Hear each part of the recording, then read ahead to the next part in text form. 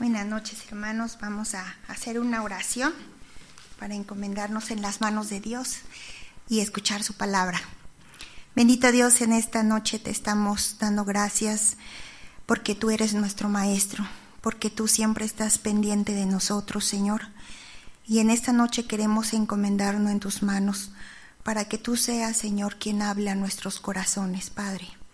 Tú sabes, Señor, lo que hay dentro de nuestros corazones, de nuestras mentes, de nuestros cuerpos, Señor. Y tú sabes lo que necesitamos. Tú sabes, Señor, aquel hueco que sentimos que hay en nosotros, o aquella necesidad que queremos que sea atendida, o aquella gratitud que queremos gritar, Señor. Conoces perfectamente lo que hay dentro de nosotros, y por ello te rogamos que tú seas, Señor, quien hable a nuestras vidas en esta tarde, Señor. Guíanos con tu palabra, Señor.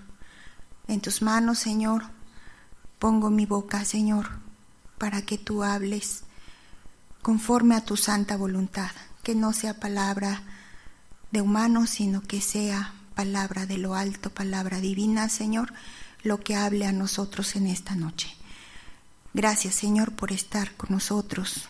En Cristo Jesús te lo rogamos. Amén. Hermanos, pues iniciamos la Semana Santa y vamos a iniciar con nuestro tema, Jesucristo, el justo que se entregó por los injustos. Y de acuerdo a nuestra visión humana, vamos a hacer la siguiente reflexión.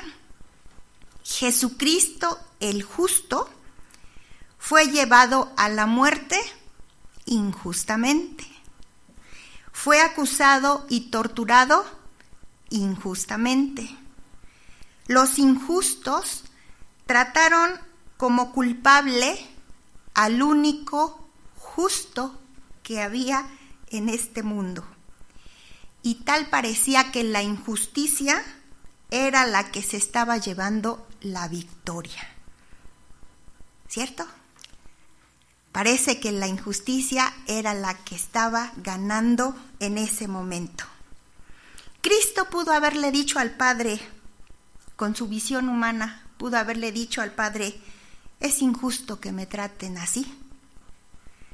Si yo soy justo, ¿por qué me tratan y me exhiben entre los más injustos? ¿Cierto?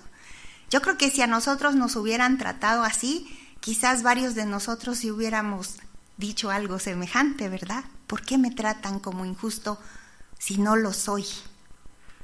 Pero Cristo tenía un propósito muy bien definido, y su propósito era el amor, en el que estaba dispuesto a dar su vida justa a cambio del perdón de los pecados de los injustos, no solamente de ese momento, sino de los injustos de todos los tiempos de la humanidad. Los que ya no existían, los que estaban en ese momento, los que estamos hoy y los que aún ni siquiera nacen. Por todos nosotros estaba Jesús ya muriendo por decisión propia, por amor. A pesar de ser justo, estaba decidiendo morir para perdón de nuestros pecados.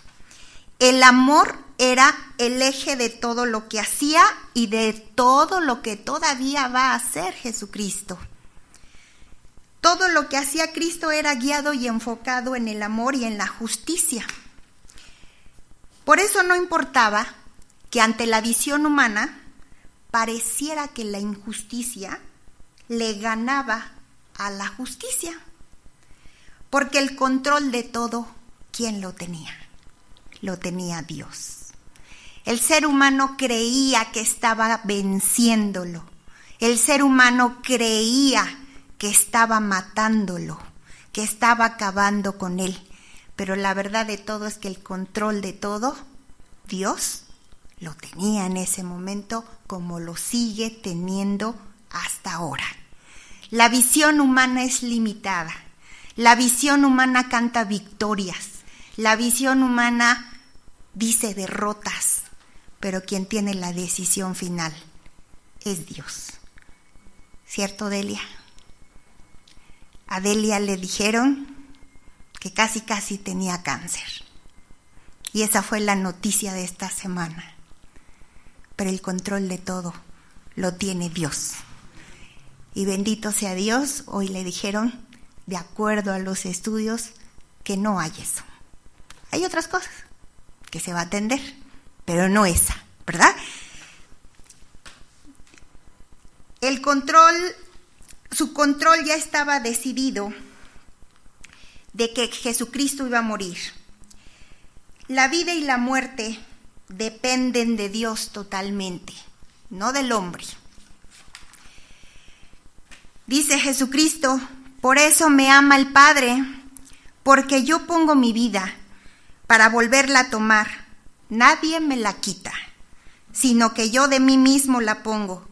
Tengo poder para ponerla y tengo poder para volverla a tomar. La gente creía que le quitaba la vida al justo, pero en realidad el justo la estaba poniendo, porque sabía que además la iba a volver a tomar.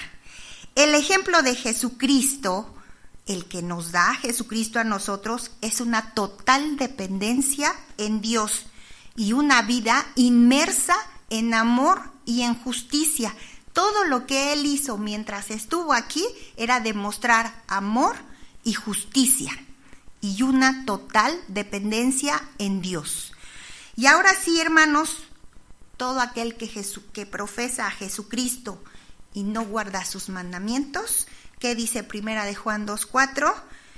Si profesas a Jesucristo y no guardas sus mandamientos y no sigues su ejemplo, es mentiroso. El que dice que permanece en Cristo debe andar como Él anduvo. Primera de Juan 2:6. ¿Y cómo anduvo el Señor? En amor y en justicia. También, Primera de Juan 2:11 dice, pero el que aborrece a su hermano está en tinieblas y anda en tinieblas y no sabe a dónde va, porque las tinieblas le han cegado los ojos.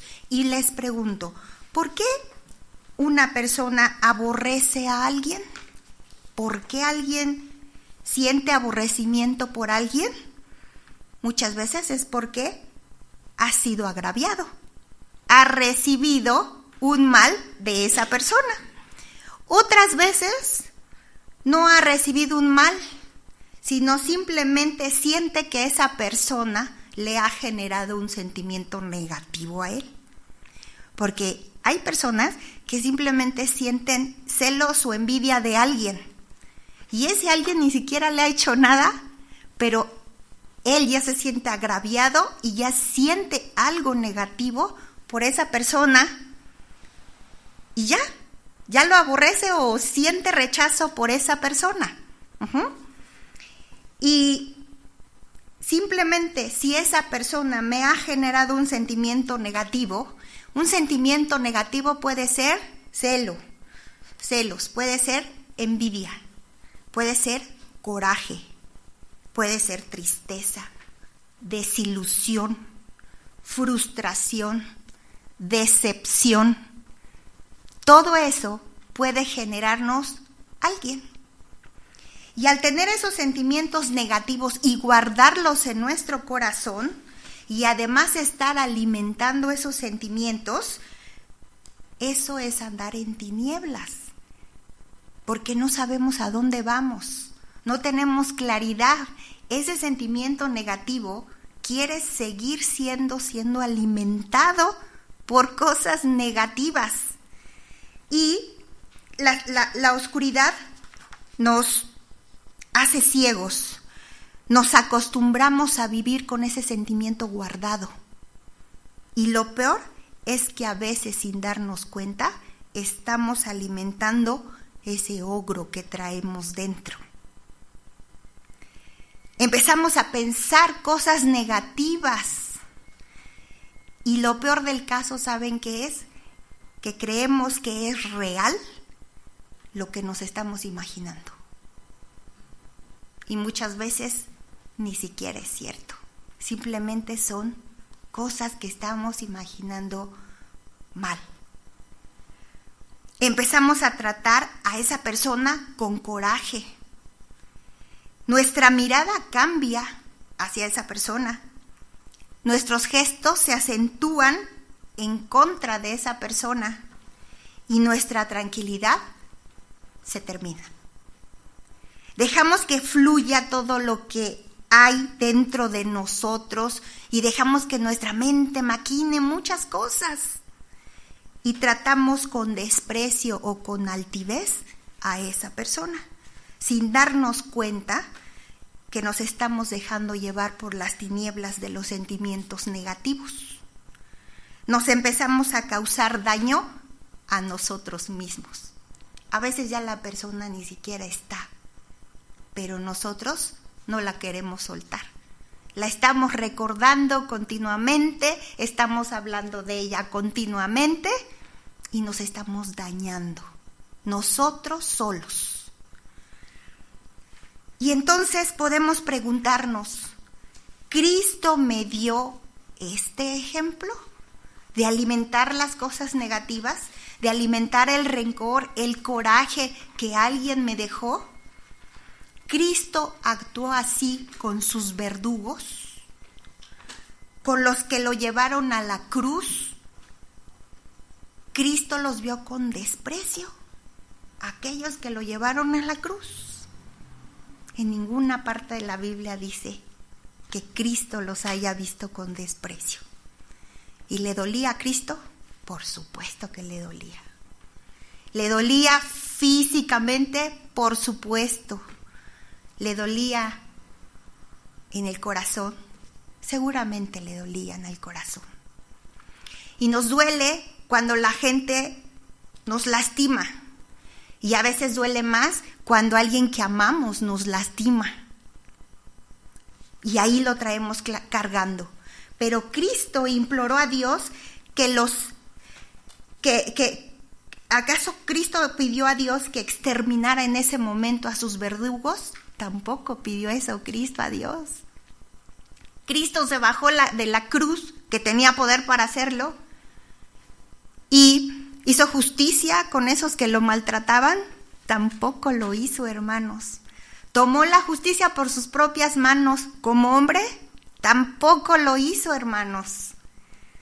Cristo dijo, perdónalos, porque no saben lo que hacen. Intercedió por ellos, por aquellos que le hicieron daño. No los maldijo, sino deseó un bien para ellos. Perdónalos, ¿verdad? Amar a quien nos ama es fácil, hermanos. Eso es muy fácil.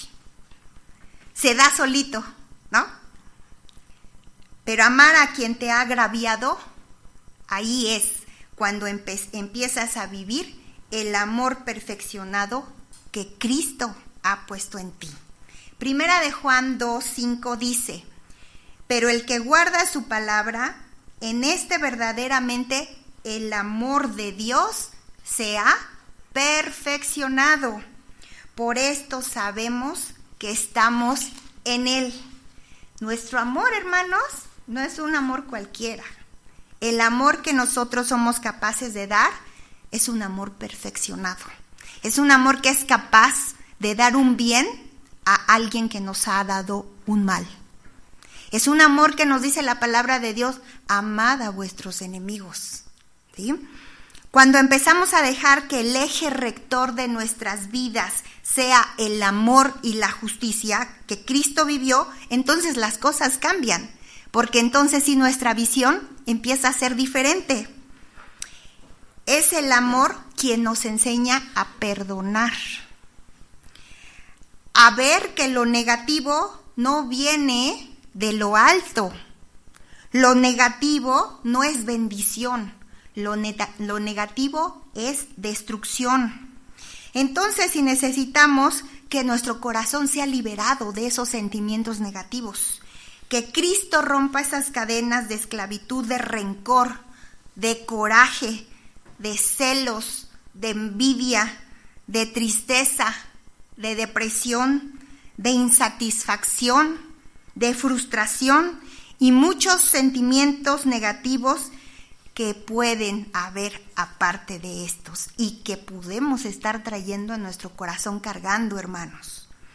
Si sientes eso en tu corazón, implora a Dios ayuda, hermano, para que sea su amor el que te inunde y entonces te ayude a expulsar de tu corazón todo aquello que te está estorbando y que no te deja fluir en la vida plena que Dios quiere para nosotros. El corazón debe de sentir paz para que pueda amar. Y a su vez, el que está inundado de amor, eso le trae paz al alma. Si no sientes paz en tu corazón, hay algo ahí que te está estorbando. El perdón es algo que beneficia primeramente a quien lo otorga, porque le trae liberación. Porque en el perdón es cuando somos capaces de bendecir, en lugar de maldecir al que nos agravió. Hermanos, si tú traes algo allí en tu corazón contra una persona y todavía no eres capaz de orar por él, pidiendo bendición por él, es que todavía traes arrastrando algo que te estorba. Hay que pedir ayuda a Dios para que te libere de ese sentimiento negativo, para que tú seas capaz de interceder por esa persona en lugar de estar deseando un mal a esa persona. Cristo como hombre no tomó la justicia en sus propias manos. Cristo nos dio el ejemplo de perdonar, aunque no nos pidan perdón. Él ya estaba intercediendo por sus verdugos, estaba pidiendo que los perdonaran y ellos no tenían intención de pedirle perdón a Cristo. Y sin embargo, Cristo ya estaba otorgando el perdón. A veces el que agravia se arrepiente, pide perdón a nosotros y le pide perdón a Dios. Y si su arrepentimiento fue sincero, su corazón ya fue liberado. Y si tú no has perdonado, déjame decirte que Él va a vivir en paz y tú no, porque todavía no lo has perdonado. Y Él ya puede andar bien, y tú no, porque no has sacado eso que hay en ti. Otras veces nosotros no vamos a ser los agraviados. Hay veces que nosotros somos los que hicimos el daño, los que causamos el dolor. ¿Y qué vamos a hacer? Ya lo hicimos, ya dañamos, ya maltratamos, ya afectamos. ¿Qué vamos a hacer? Hermanos, ahí hay que tener un corazón verdaderamente arrepentido. Pedir perdón a Dios y al que ofendimos. Y no solamente eso, hermanos. Si está en nuestras manos resarcir el daño, hay que hacerlo. ¿Qué hizo Zaqueo? Se arrepintió y dijo, y a quien le haya quitado, le doy más. Se lo devuelvo y aún le aumento, ¿no? Pedro negó al Señor 3 veces. Y después predicaba, aunque su predicación le trajo la muerte. ¿Qué hizo Judas? Judas nomás se sintió mal y se ahorcó. Entonces, hermanos, hagamos análisis. ¿Te has arrepentido? ¿Has resarcido el daño? ¿O solamente te sientes mal? Una cosa es el remordimiento y otra cosa es el verdadero arrepentimiento. Entonces, si tenemos que poner manos a la obra, hay que hacerlo, hermanos. Pues abogado tenemos para con el Padre, a Jesucristo el justo. Cristo perdona cuando hay un corazón verdaderamente arrepentido. Y el Señor a eso vino, a perdonar nuestros pecados, eso quiso hacer. Entonces, si tu corazón está verdaderamente arrepentido, pide perdón al Señor y el Señor te liberará de eso que te está estorbando.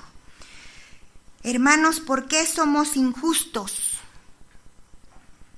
Cristo, el justo, vino a salvar a injustos. ¿Por qué somos injustos?